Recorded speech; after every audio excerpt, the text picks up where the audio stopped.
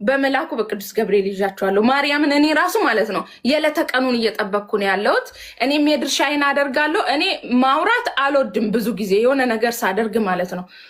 ስለዚህ ግን እንድትበረታቱ እኔ በሮቹን እሸፍናለሁ ብያለሁ። እኔ አሁን የሚገቡ በሮችን ራሴ ነኝ የማስገባው። ግን ሌላውን አግዙኝ። ማርያምን የምሬ ነው። ገጠር ላይ ነው የሚገኘው። አግዙኝ በማርያም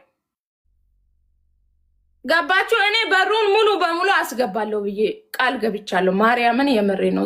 ስለዚህ እናንተ ደግሞ ሌላውን ሸፍኑልኝ። እውነት የገብርኤል ወዳጆች የሆናችሁ ሁላችሁም ነገ ማታ 8 ሰዓት ላይ እንዳትቀሩ። ገጠር ላይ ነው የሚገኘው። ገባችሁ? ገጠር ላይ ነው የሚገኘው። ማርያምን ታቦቱ ውጭ ወጥቶ ውጭ ላይ ነው ያለው። ነገ ማታ 8 ሰዓት ላይ ነው የምሰበስበው።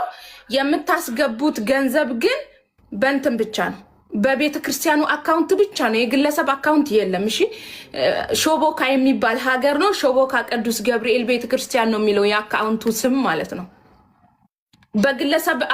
በግለሰብ ስም እንዳታስገቡ። በሾቦካ ቅዱስ ገብርኤል ቤተ ክርስቲያን ነው የሚለው የቤተ ክርስቲያኑ የአካውንቱ ስም ማለት ነው። ስለዚህ በቤተ ክርስቲያኑ ስም ነው የምታስገቡት፣ ያቅማችሁን ማለት ነው። ማታ ቁጭ ብዬ ሰበስባለሁ። አካውንቱንም ፖስትላችኋለሁ። እሺ፣ ቪዲዮ ምሰራለሁ። እንደው በቅዱስ ሚካኤል በነገው ይዣችኋለሁ። እንደው በነገው ቅዱስ ገብርኤል እንዳትቀሩ። እሺ፣ እኔም ስራው የፈለገ ነገር ስራው ጥርቅም ብሎ ይቀራታል።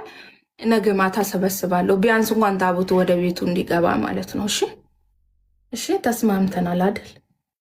ጎበስ ንገሪን። አሁን ሪሲቱን እፈልጋለሁ። እሺ፣ እኔ ፕሮፋይሌ አጠገብ ሊንክ አስቀምጣለሁ። ሪሲቱን ወይ በዋትስአፕም እንድትልኩ። ሪሲት ሰብስቤ የሰበሰብኩትን ይሄን ያክል ነው ብዬ አሳውቃቸዋለሁ እኔ።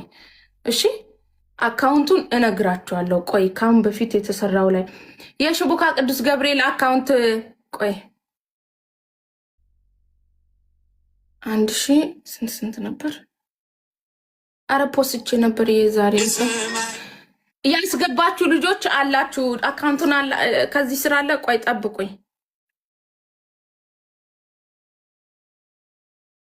አሁን እነግራችኋለሁ። የምትችሉ አስገብታችሁ ሪሲት ትልኩልኛላችሁ። እሺ፣ ሰብስቤ የተሰበሰበውን የኔ ያክል ነው ላችኋለሁ። ምን ላይ እንደዋለ ደግሞ አምጥቼ እንዳሁኑ አሳያለሁ። የዛሬ አመት አሁን የተሰበሰበው በአንድ ቀሚስ 1,500,000 ነው የሸጥኩት። አንድ ቀሚስ ማለት ነው። ያ ደግሞ ገቢ የሆነው ለቅዱስ ገብርኤል ቤተክርስቲያን ነው። በፊት መሰረት ትንጥዬ ነበር የወጣችሁ። አሁን ግን ወደ ላይ ወጥቷል እንዳያችሁት ማለት ነው፣ ተሰርቶበት በገንዘቡ። ስለዚህ በቤተክርስቲያኑ አካውንት ብቻ ነው የምታስገቡት። የግለ